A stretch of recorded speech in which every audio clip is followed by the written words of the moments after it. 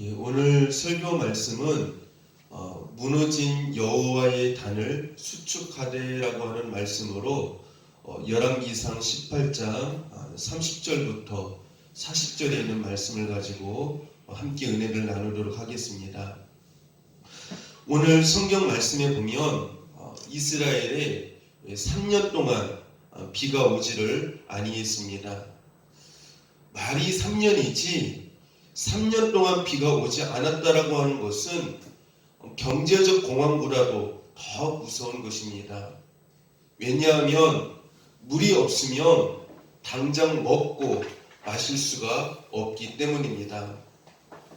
이스라엘은 더군다나 비가 거의 오지 않는 나라이고 매우 더운 날씨를 가진 나라이기 때문에 3년 동안 비가 오지 않았다라고 하는 것은 모든 동식물들이 거의 타 죽었을 것입니다. 그러니 얼마나 고통스럽고 힘든 삶을 살았겠나 우리가 상상하지 않아도 알 수가 있습니다. 얼마나 끔찍한 삶을 살았을까 우리는 깨달을 수가 있습니다. 우리나라는 1년만 비가 오지 않아도 3개월만 비가 오지 않으면 가뭄이라고 난리입니다. 그런데 이스라엘은 무려 3년 동안이나 극심한 가뭄이 있었던 것입니다. 그래서 열왕기상 18장 2절 하반절에 보니까요. 그때에 사마리아의 기근이 심하였더라라고 말씀을 하고 있습니다. 그럼에도 불구하고 이상한 것은 이스라엘 백성들은 극심한 가뭄 때문에 걱정을 하면서도 그 원인이 무엇이고 왜 그러한 극심한 가뭄이 왔는가를 전혀 깨닫지 못하고 있었다라고 하는 것이 이들의 문제점이었습니다.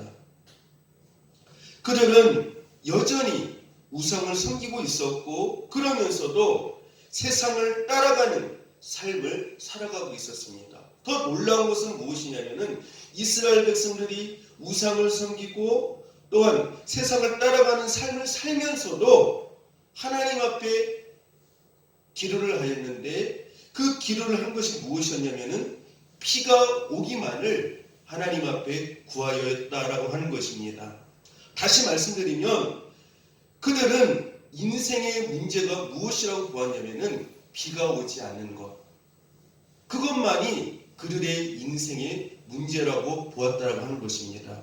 다시 말씀드리면 비가 오지 않게 한 원인을 제공한 하나님 앞에서의 잘못된 삶을 이스라엘은 깨닫지 못했고 그러므로 말미암아 회개하지 아니하는 잘못된 삶을 이들은 하나님 앞에서 살고 있었다라고 하는 것입니다. 우리는 보통 힘든 문제, 고난의 환경이 문제라고 생각을 합니다. 그래서 그것을 모든 문제의 근원이고 초점이다라고 생각을 합니다. 그래서 이 고난의 환경이 또 이 힘든 환경이 해결되어야만 된다라고 생각을 합니다. 그러나 성경은 그렇게 말씀하지 않습니다. 성경은 이렇게 말씀합니다. 너희의 힘든 환경, 고난의 환경이 문제가 아니라 그 고난의 환경과 힘든 환경을 오게 한 하나님 앞에서 너희의 불순종이 문제다라고 성경은 우리에게 말씀을 하고 있어요. 따라서 합시다. 고난의 환경과 힘든 환경이 문제가 아니라 하나님 앞에서 너희의 불순종이 문제라고 성경은 말씀합니다. 그러니까 힘든 환경, 고난의 환경은 우리의 불순종의 결과이고 열매라고 하는 사실을 우리는 잊지 말아야 돼요. 굉장히 중요한 말입니다. 다시 한번 따라서 해봅시다. 힘든 환경, 고난의 환경은 우리의 불순종의 결과이고 열매입니다. 그래서 문제의 원인은 외부적인 곳에 있는 것이 아니라 나의 잘못된 영적인 삶에 있다라고 하는 것을 성경은 우리에게 말씀해 주고 있어요. 문제의 원인, 근본적인 모든 삶의 문제의 원인은 불순종하는 우리에게 있다라고 하는 것을 말씀을 해주고 있어요. 그래서 시편 107편 10절 11절 말씀을 보면은요, 이렇게 말씀을 합니다. 사람이 흑암과 사망의 그늘에 앉으며 곤고와 쇠사슬의 매임은 하나님의 말씀을 거역하며 지존자의 뜻을 멸시함이라. 사람이 흑암과 사망의 그늘에 앉으며 곤고와 쇠사슬에 매이는 것은, 다시 말하면 큰 어려움과 고난과 흑암과 어려움 가운데 거하는 이유는 하나님의 말씀을 거역하며 지존자의 뜻을 멸시하기 때문에 인생의 어려움이 우리에게 찾아온다라고 성경은 분명히 우리에게 말씀을 해주고 있습니다. 이것을 오늘날로 적용해서 말씀을 드리면, 오늘날 현대 교인들도 코로나와 경제적 어려움에 고통을 당하면서도 여전히 세상의 방법대로 살면서 하나님께 구하는 것은 코로나19가 빨리 지나가고 경제가 빨리 회복되기만을 구하는 자기 중심적인 기도만을 구한다라고 하는 것입니다. 물론 이 기도가 나쁘다는 뜻은 아닙니다. 그러나 영적으로 너무나도 무감각하고 세상적이라고 하는 것입니다. 오직 자기의 욕망에만 사로잡혀 있는 것을 보게 되어집니다.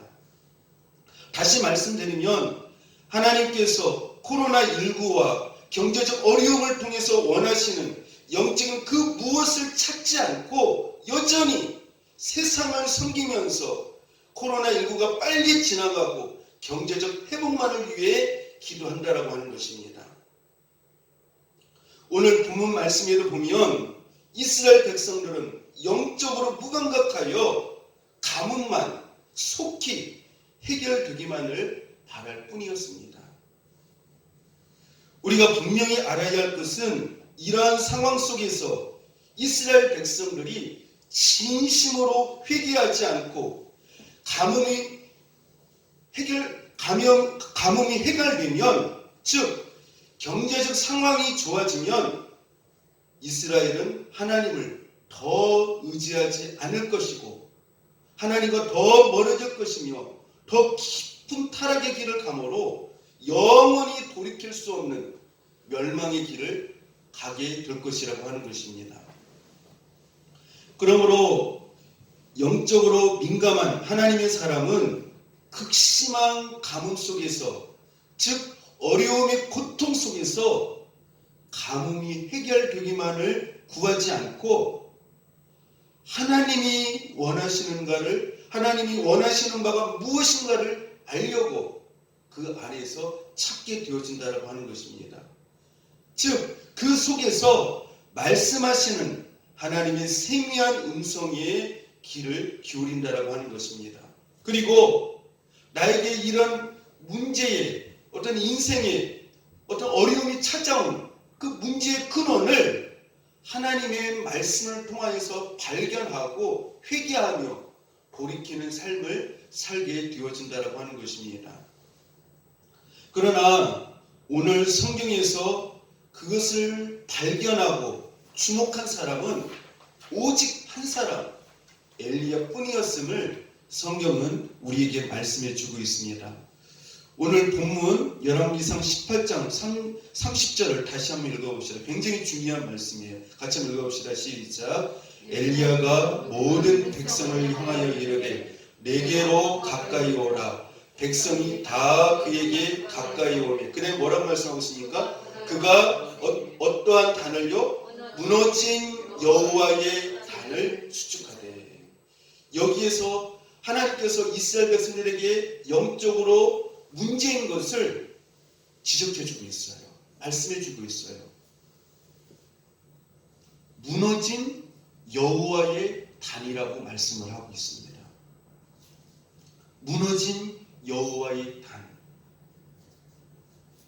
이스라엘 백성들에게 있어서 인생의 어려움이 찾아오게 만든 원인이 무엇이었는가를 이 단어의 말씀 속에서 말씀해 주고 있다고 하는 것입니다. 무너진 여호와의 단. 이스라엘 백성들에게 있어서 가장 시급한 것은 3년 동안의 가뭄이 아니었습니다. 비가 오는 것이 시급한 것이 아니었다라고 하는 것입니다. 하나님이 이스라엘 백성들을 보실 때에 가장 슬퍼하신 것은 3년 동안 비가 오지 않아서 그것이 고통이 아니라, 그것이 문제인 것이 아니라, 열왕기상 18장 30절에 있는 말씀과 같이 따라서 합시다. 여호와의 단이 무너졌기 때문에, 다시 한번요. 여호와의 단이 무너졌기 때문에, 그것이 가장 이스라엘에게서 무엇이었습니까? 그들의 인생의 삶에 가장 큰 문제였다는 것이에요. 여러분들, 인생의 문제의 근원과 본질은 하나님과 나 사이에 여호와의 단이 무너졌기 때문이고, 이 여호와의 단이 무너진 이것이 이유가 되어져서 모든 그런 우리에게 힘든 그런 결과들이, 힘든 어떤 고난의 삶들이 우리에게 결과들로 찾아온다라고 하는 것입니다.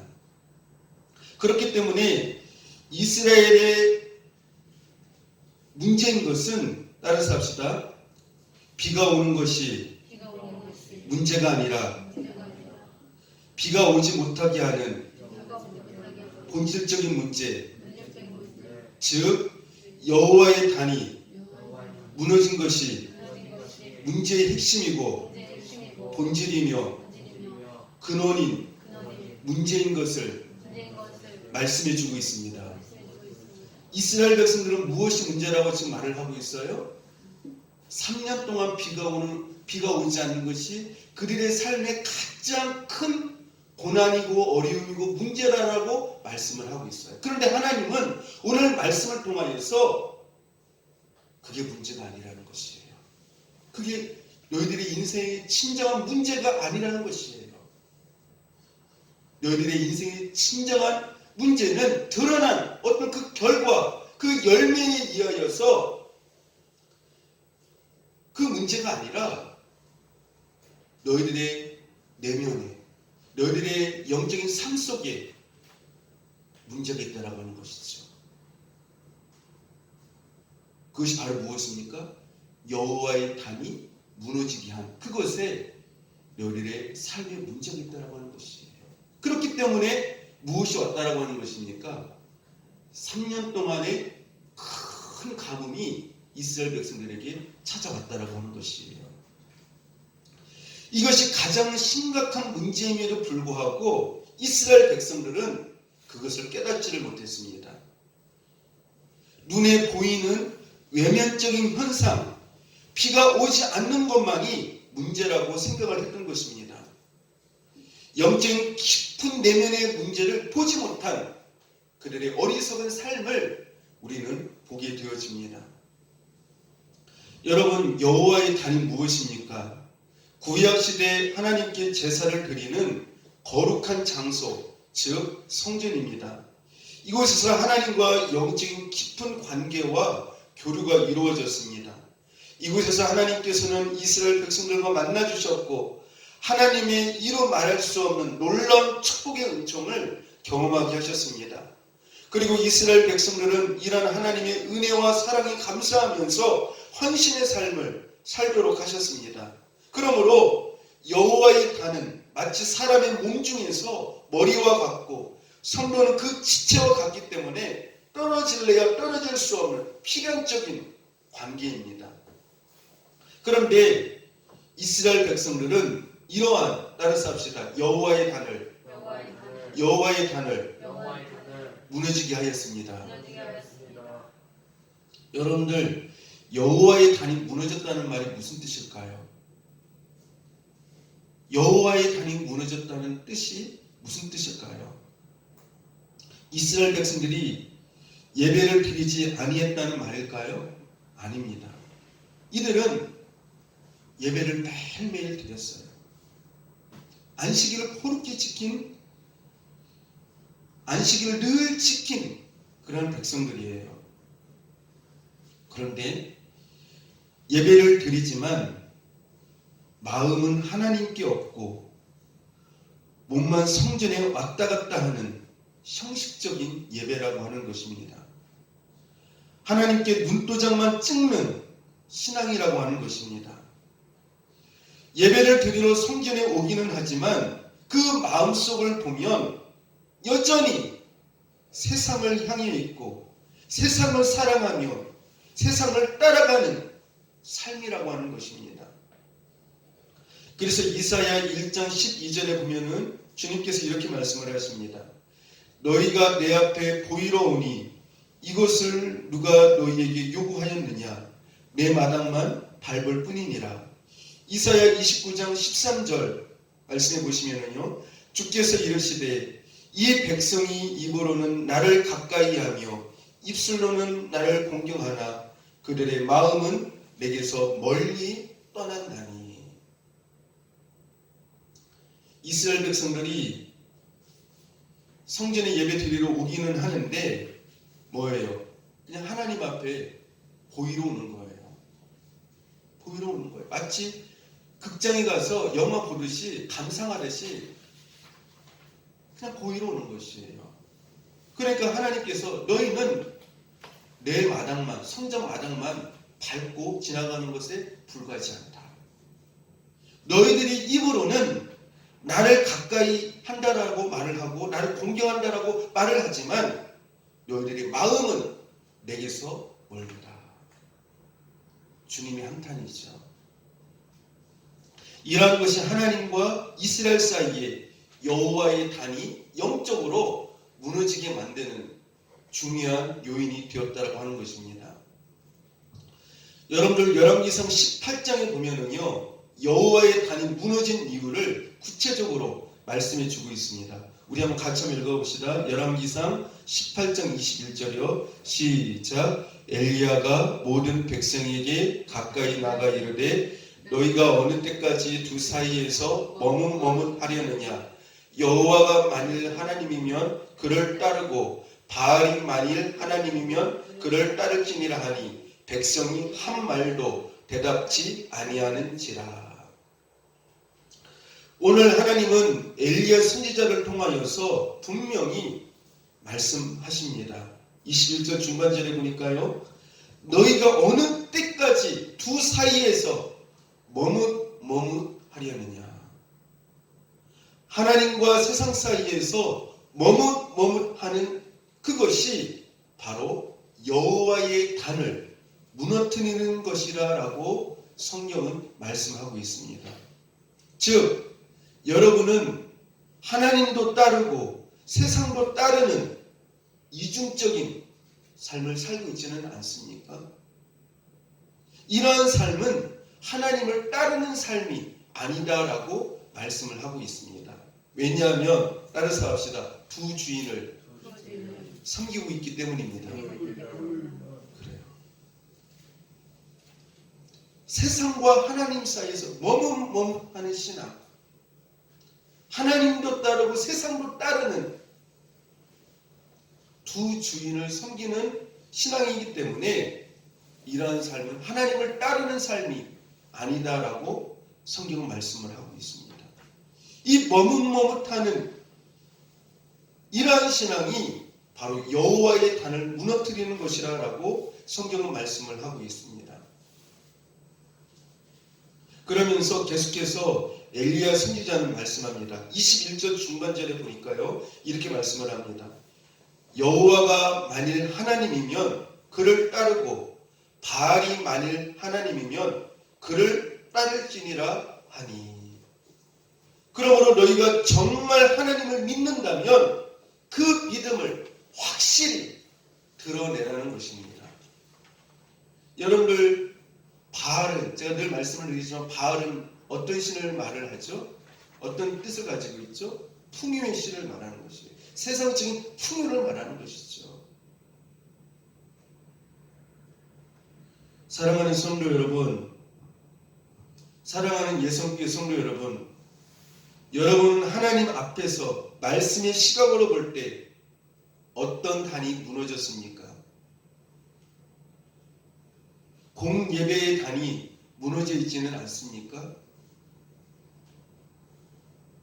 주일 예배를 하나님 앞에 온전히 드려야 되는데 그 주일 예배의 단이, 공예배의 단이 무너져 있지는 않습니까? 여러분들 늘 기도하던 그 기도의 자리, 기도의 단이 무너져 있지는 않습니까? 성경 묵상의 단이 무너져 있지는 않습니까? 순종의 단이 무너져 있지는 않습니까? 11조의 단이 무너져 있지는 않습니까? 무엇보다도 하나님을 사랑하는 여러분의 마음의 성전이 무너져 있지는 않습니까? 여러분은 말씀의 거울 앞에서 여러분 자신만의 무너진 여호와의 단이 무엇인가 분명히 알 것입니다. 우리가 무너뜨린 이 여호와의 단 때문에 이스라엘의 3년과 같은 가뭄의 고난의 환경이 우리에게 온 것이고 오늘날 우리나라를 비롯하여서 전 세계가 많은 고난과 어려움을 당하고 있다라고 하는 것입니다. 그러므로 하나님께서 엘리야 시대와 오늘날의 이런 어려움을 통하여 영적인 분위기에서 요구하시는 메시지가 무엇인가를 바로 알아야 합니다. 여기에 아주 중요한 단어가 있습니다. 오늘 본문 18절, 30절 하반절에요. 같이 한번 읽어봅시다. 자, 시작. 그가 무너진 여호와의 단을 어떻게 하대요? 수축하되. 굉장히 중요한 단어예요. 무너진 여호와의 단을 어떻게 하대요? 수축하되. 무너진 단을 수축했다는 거예요. 여호와의 무너진 단을 수축하되. 여러분들 이 코로나 때에 신앙을 지키기 힘든, 신앙이 무너지기 쉬운 이때에 여러분들 신앙을 수축할 수 있는 저 여러분이 될 수 있기를 축복합니다. 이 수축한다라고 하는 의미 속에는 너무나 풍성한 의미가 담겨져 있습니다. 이 수축한다라고 하는 이 말씀은 따라서 합시다. 영적으로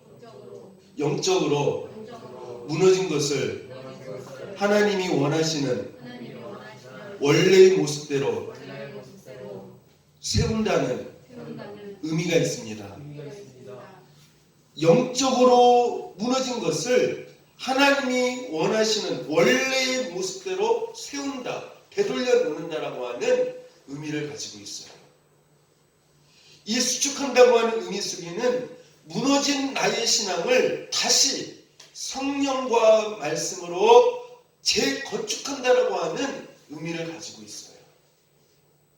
이 수축한다라고 하는 의미 속에는 세상에 깊이 빠져있던 영혼이 회개하고 하나님께로 돌이킨다라고 하는 뜻이 있습니다. 이 수축한다라고 하는 의미 속에는 어긋난 하나님과의 관계가 바로 되어지고 영적으로 하나님과 더욱 깊은 관계로 회복되어짐을 말씀합니다. 이 수축한다라고 하는 의미 속에는 이제는 오직 하나님만을 앙망하며 그분의 뜻에 순종하며 살아간다라고 하는 의미입니다. 이 수축한다라고 하는 의미 속에는 무감각하게 교회에 다니고 예배드리는 모습을 버리고 이제는 마음을 다하고 성품을 다하고 힘을 다하여서 하나님을 사랑하며 섬기는 것이 수축이라고 하는 이 단어 속에 포함되어 있는 의미라고 하는 것입니다. 그래서 여러분들 이 수축이라고 하는 단어는 오늘날 성도들에게 있어서 굉장히 매우 중요한 그런 말씀의 단어다라고 말씀을 드릴 수가 있어요. 특별히 오늘날 여러 가지 코로나로 인하여서 많은 사람들이 영적으로 어떻게 되었습니까? 여호와의 단이 무너졌어요. 이러한 때에 끼어서 여러분들 자기의 마음의 성전이 무너진 그 성전을 다시 한번 새롭게 말씀과 성령으로 여러분의 마음의 성전을 수축할 수 있는 저와 여러분이 될 수 있기를 축복합니다. 그러므로 여러분의 내면과 삶 속에 진리의 기둥과 터가 든든히 서도록 우리는 수축을 해야 될 것이에요. 수축을 해야 됩니다. 예성교회 성도 여러분, 부흥이 무엇입니까? 교인이 숫자적으로만 늘어가는 것이 부흥입니까? 아닙니다. 이것은 부흥이 아니라 비만해졌다 또는 비대해졌다라고 말하는 것입니다. 진정한 부흥은 먼저 말씀의 거울에 비추어 여호와의 단을 무너지게 하는 것이 무엇인가를 철저히 알고 깨달음으로 이것을 진정으로 애통해하며 회개하고 돌이킴으로 그 무너진 것을 수축하는 데서부터 시작되어진다고 하는 것입니다. 그러므로 내 마음에 무너진, 따라서 합시다. 내 마음에 무너진 마음의 성전부터 수축해야 합니다. 이것이 바로 진정한 부흥의 첫걸음이다라고 말씀을 드릴 수가 있습니다. 그리고 이렇게 수축한 다음에 여호와의 단에서 어떻게 엘리야는 하나님 앞에 제사를 드렸을까요? 열왕기상 18장 31절부터 35절에 보니까요. 우리 같이 한번 읽어봅시다. 시작. 야곱의 아들들의 지파의 수요를 따라 12돌을 취하니 이 야곱은 여호와께서 옛적에 그에게 임하여 이르시기를 내 이름을 이스라엘이라 하리라 하신 자더라. 그가 여호와의 이름을 의지하여 그 돌들로 단을 쌓고 단으로 돌아가며 곡식종자 두세 알을 용납할 만한 도랑을 만들고 또 나무를 버리고 송아지의 각을 떠서 나무 위에 놓고 이르되 통넷에 물을 채워다가 번제물과 나무 위에 부으라 하고 또 이르되 다시 그리하라 하여 다시 그리하니 또 이르되 세 번 그리하라 하여 세 번 그리하니 물이 단으로 두루 흐르고 도랑에도 물이 가득하게 되었더라. 여기서 야곱의 아들들의 지파의 수요를 따라서 12돌을 취하였다고 말씀을 하는데 여기서 12아들은 하나님이 택한 성도들을 영적으로 상징합니다.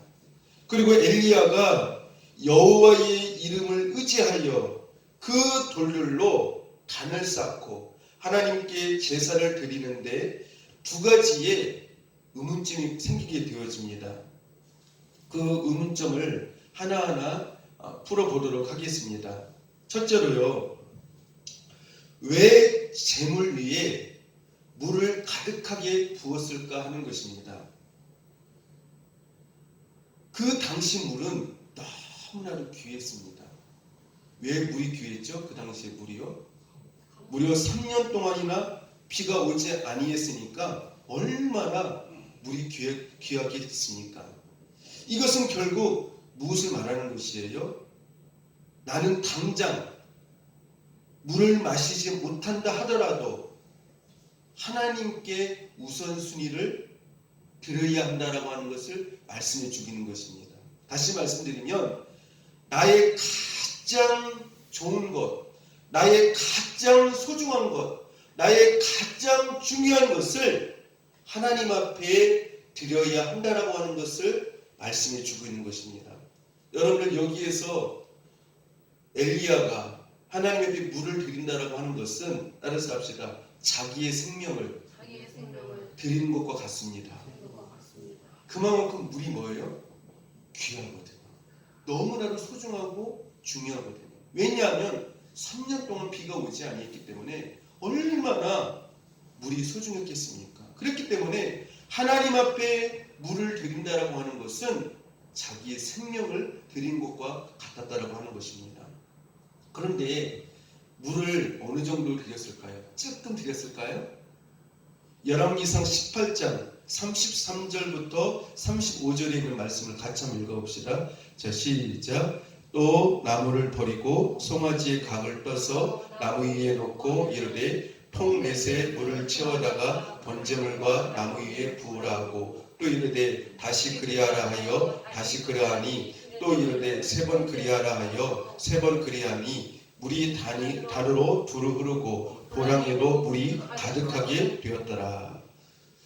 너무나도 귀한 생명과 같은 물을 아낌없이 하나님 앞에 드리는 것을 볼 수가 있습니다. 여기서 중요한 단어는 33절 중반절에 보면은요, 통넷에 물을 채워다가 라고 하는 말씀이고요. 또 34절에 보면은 3번 그리하라. 그러니까 통넷에 물을 가득히 채워가지고 어떻게 하라는 거예요? 그 네 통을 3번 갖다가 어떻게 하라는 거예요? 번제물에 부으라는 것이죠. 부으라고 했더니 어떻게 했습니까? 그 종들이요, 3번 그리하였더니, 3번 그리하였더니, 너무나도 귀한 물인데도 불구하고 그 사람들이 어떻게 해요? 그대로 엘리야 말에, 다시 말하면 하나님의 말씀에 순종하는 것을 볼 수가 있습니다. 근데 여기에서 특별히 중요한 말씀이면요, 35절 한번 보세요. 물이 단에도 어떻게 말씀하고 있습니까? 두루 흐르고. 따라서 합시다. 물이 단에도 두루 흐르고 보랑에도 물이 가득하게 되었더라. 굉장히 은혜 되는 말씀이죠. 그렇죠? 왜 은혜가 되는지 아시겠죠? 물이 너무나도 귀한데, 너무나도 소중한데, 물이 생명과도 같은데 그 물을 어떻게 되겠다고요? 단에도 두루 흐르고 도랑에도 물이 어떻게 하게 되었다고요? 가득하게 되었더라. 우리가 이것을 깨닫게, 이 말씀을 통하여서 깨닫게 되는 것이 있습니다. 하나님의 단에는, 따라서 합시다. 우리가 아무리 어려워도 최선을 다해서 우리의 영적인 물이 하나님의 단에서 풍성이 흘러넘치도록 우리의 마음과 정성과 사랑과 물질을 드려야 합니다. 이것이 바로 하나님 앞에 무너진 단을 어떻게 하는 거예요? 수축하는 거예요. 이것이 바로 하나님 앞에서 나의 무너진 단을 수축하는 것이라고 하는 것입니다. 여러분들, 이와 비슷한 말씀이 신약에도 보면은 기록되어져 있습니다. 고린도 후서 8장 1절부터 5절에 보면은요, 이런 말씀이 있습니다. 형제들아, 하나님께서 마게도냐 교회들에게 주신 은혜를 우리가 너희에게 알게 하노니, 환난의 많은 시련 가운데서도 저희 넘치는 기쁨과 극한 가난이 저희로 풍성한 연보를 넘치도록 하게 하였느니라. 내가 증거하노니 저희가 힘대로 할 뿐만 아니라 힘에 지나도록 자원하여 이 은혜와 성도 섬기는 일에 참여함에 대하여 우리에게 간절히 구하니, 우리의 바라던 것뿐 아니라 저희가 먼저 자신을 죽게 드리고 또 하나님의 뜻을 쫓아 우리에게 주었도다. 이 마게도냐 교회를 사도 바울이 칭찬하는데요, 이 마게도냐 교회가 하나님께서 주신 그 은혜가 너무나도 커서, 너무나도 감사해서 환난의 많은 시련 가운데서도 저희 넘치는 기쁨과 극한 가난이 저희로 풍성한 연보를 넘치도록 하게 하였느니라. 여러분, 극한 가난인데도 불구하고요, 그 안에서 하나님의 은혜를 깊이 깨닫고 너무나도 감사함으로 말미암아 하나님 앞에 그 극한 가난이 저희로 풍성한 연보를 넘치도록 하게 하였다라고 말씀을 하고 있어요. 오늘 우리가 읽은 말씀, 아까 조금 전에 읽었던 말씀이요, 이스라엘 백성들이 3년 동안 비가 오지 아니했는데도 불구하고 어떻게 했다고요? 단에 물이 두루 흐르고 도랑에도 어떻게 하고요? 물이 흘러 넘치는 그런 풍성한, 하나님 앞에 있어서는 조금도 아끼지 않는, 정성을 다하는, 하나님을 사랑하는 그 모습을 여기에서 보여주고 있습니다. 여러분들, 하나님을 그렇게 사랑하십시오. 머뭇머뭇하는 신앙이 아니라 최선을 다하는 사람, 최선을 다하는 사람, 힘을 다하여서 하는 사람, 하나님 앞에 그런 사랑으로 여러분들이 나갈 수 있기를 바랍니다. 두 번째로 물을 부은 이유는 무엇일까요? 열왕기상 18장 38절에 보니까요, 이렇게 말씀을 합니다. 이에 여호와의 불이 내려서 번제물과 나무와 돌과 흙을 태우고 또 도랑의 물을 핥는지라. 이 말씀의 뜻은 하나님의 전능하신 능력을 보여주기 위해서입니다. 구약에서 하나님의 응답은 하늘에서 불이 내려와 그 단 위에 있는 번제물을 태움으로 인해 응답이 이루어짐을 확인할 수 있었습니다. 그러나 물이 단에도 두루 흐르고 도랑에도 물이 가득한 상황에서는 제물이 탈 수가 없습니다. 그러나 하나님은 인간이 될 수 없다라고 하는 사고의 한계를 뛰어넘어 역사하시는 전능하신 분이심을 보여주시고 영광을 드러내기 위해서 물을 그 제물 위에 붓게 하시고 불로 제물을 태운 것입니다. 그리고 또 한 가지는 소제물로도 사실 하나님 앞에 번제물을 드리는데 충분했을 텐데 오늘 말씀에 보면 3년 동안 가뭄으로 인해 경제적으로 굉장히 어려운데도 불구하고 무엇까지 잡아서 하나님께 번제를 드리는 것을 볼 수 있습니까? 따라서 합시다. 송아지까지 잡아서 제물로 하나님께 드리는 아름다운 모습을 보게 됩니다. 엘리야는요, 하나님 앞에 가장 최고의 것을 하나님 앞에 드리고 싶었던 것입니다. 이것이 진정 하나님을 사랑하는 표시이기 때문입니다. 따라서 합시다. 사랑하면 가장 귀한 것도 아깝지 않습니다. 다시 한번요. 사랑하면 가장 귀한 것도 아깝지 않습니다. 성도들 중에도 보면은요, 이런 성도들이 있어요. 자기를 위해서 쓸 때는요, 굉장히 절약하고 아껴요. 얼마나 알뜰한지 몰라요.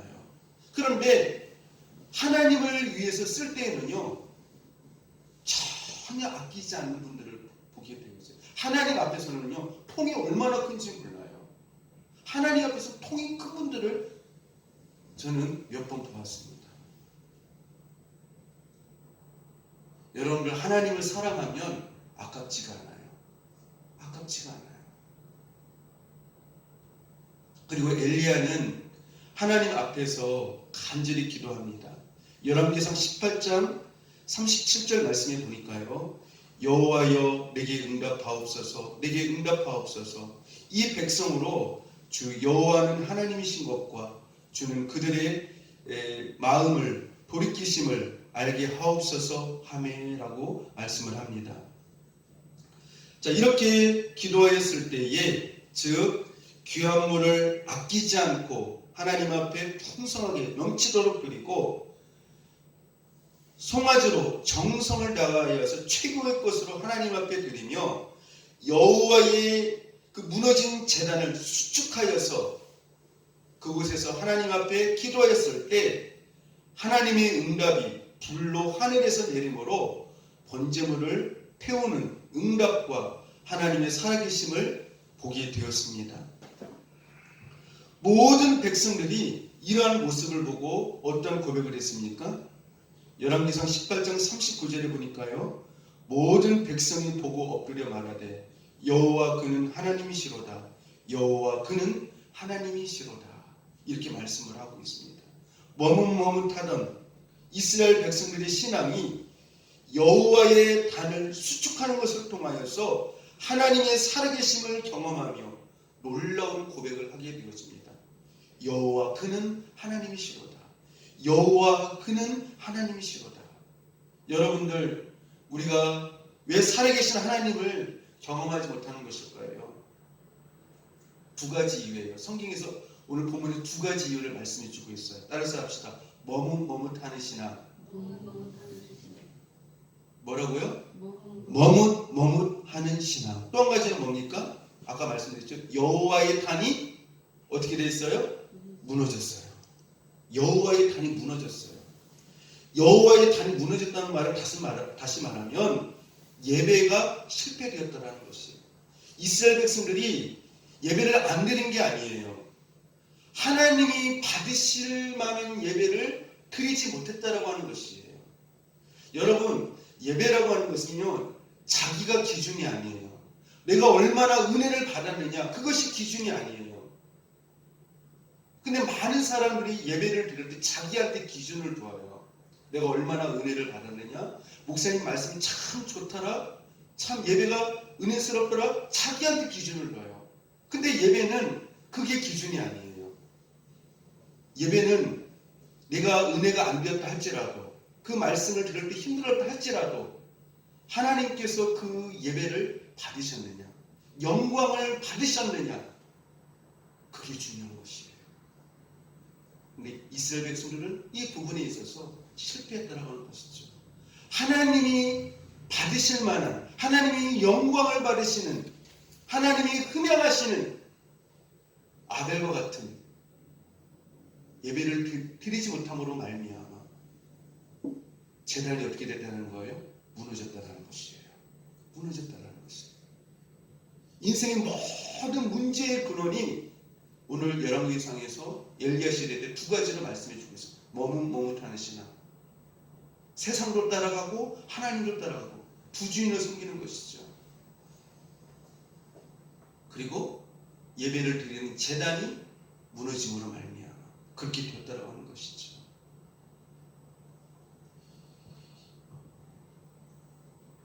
여러분들 하나님 앞에서 무너진 단을 성령과 진리로 새롭게 수축하시기를 축복합니다. 특별히 코로나로 인하여서 머뭇머뭇하는 신앙, 그렇죠? 여러분 어떻게 보면 코로나 때문에 참 핑계하기 쉽지 않습니까? 변명하기 쉽잖아요. 속으로는 말로는 안 하지만 얼마나 참 합리화하고 변명하기 쉬운, 그러면서 머뭇머뭇하는, 그러면서도 여호와의 그 제단이 무너진 줄도 모르고 살아가는 이 시대에, 신앙이 무너져가는 이 시대에 여러분 어쩌면 오늘날이 엘리야와 같은 신앙이 삶일 수 있어요. 이러한 시대에 신앙을 바르게 하시기를 바랍니다. 신앙을 새롭게 수축하시기를 바랍니다. 새롭게 수축하십시오. 수축하셔야 돼요. 머뭇머뭇하면 안 돼요.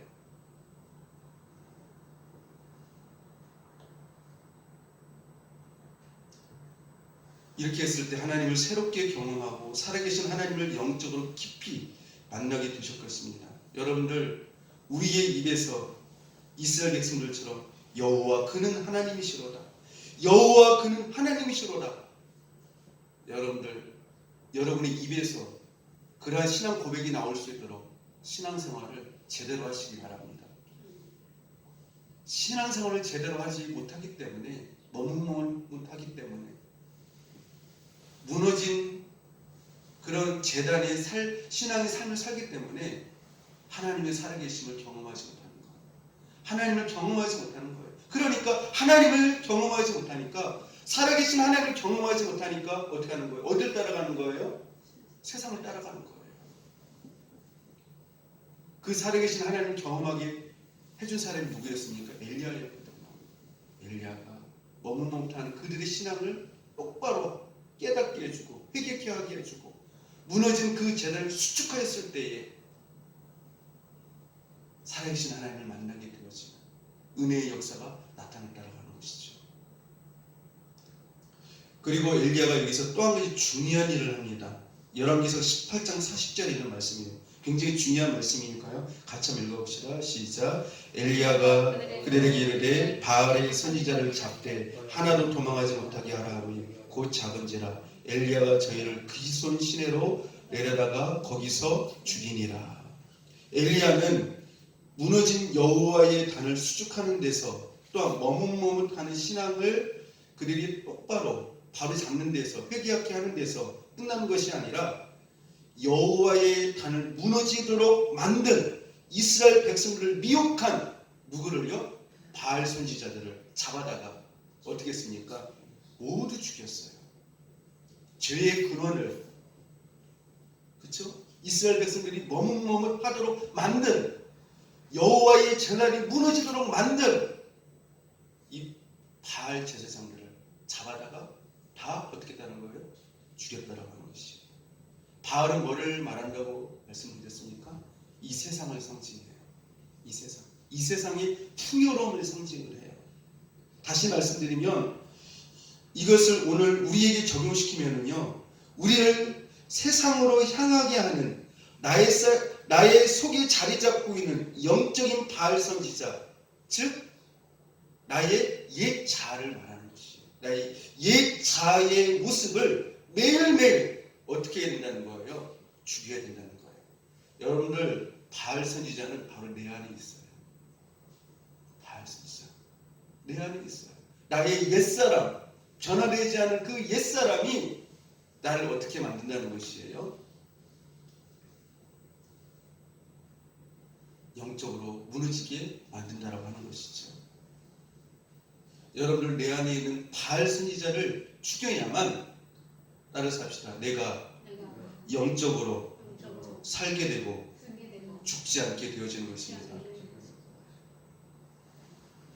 여러분 안에 있는 영적인 바알 선지자를 늘 죽이시는, 십자가에 못 박는 은혜의 삶이 될 수 있기를 축복합니다.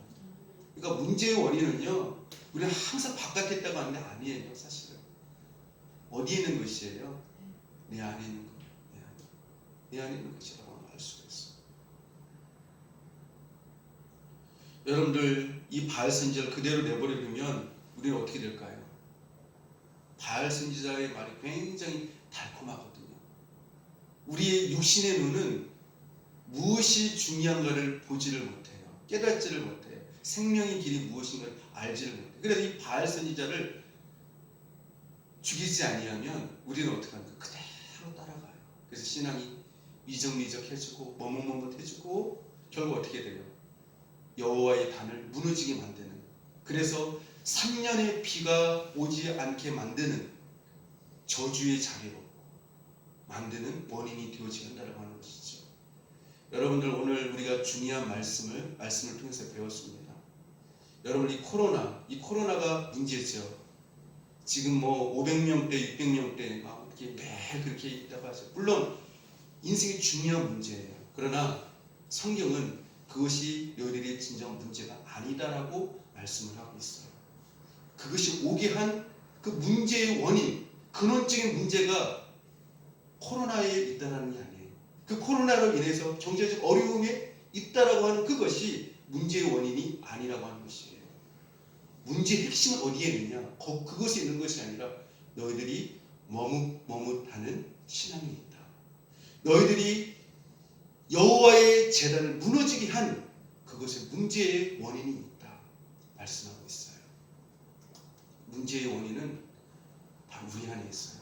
우리를 더 죽게 만들고, 우리를 더 고통스럽게 만들고, 비참한 자리로, 이스라엘과 같은 3년 반의 그 기근의 자리를 오게 하는 것은 내 안에 있는 거예요. 내 안에 있는 것이에요.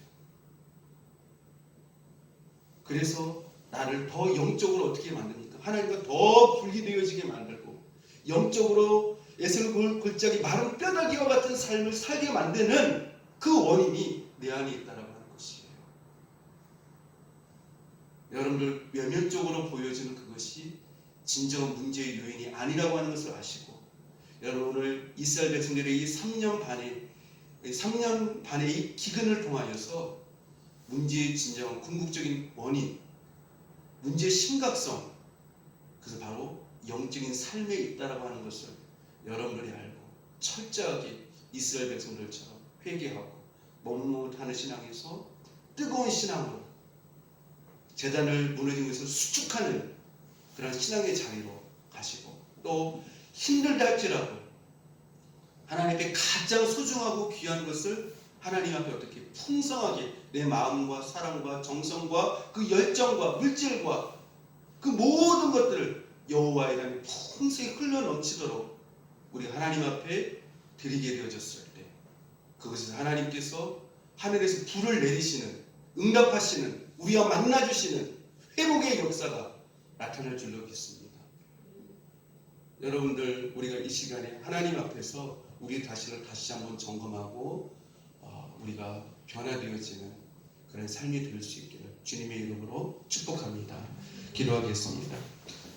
하나님 아버지 감사합니다. 저희가 이 세상을 살면서 인생에 여러 어려움을 당하는 것은 저희가 하나님을 섬기는 영적인 재단이 무너져 있기 때문이고, 머뭇머뭇하는 그 신앙이 우리의 삶의 여러 가지 힘든 어려운 그런 결과를 만들어냈다라는 것을 알고, 우리가 하나님 앞에서 변화되어지게 하시고 회개하게 하여 주셔서 참으로 우리가 하나님을 새롭게 만나고 회복되어지는, 또 은혜를 받는 저희들 되어지게 하여 주시옵소서. 예배와 기도와 순종과 말씀의 재단이 다시 새롭게 수축되어지는 은혜의 역사가 있게 하여 주시옵소서. 예수님 이름으로 기도합니다. 아멘.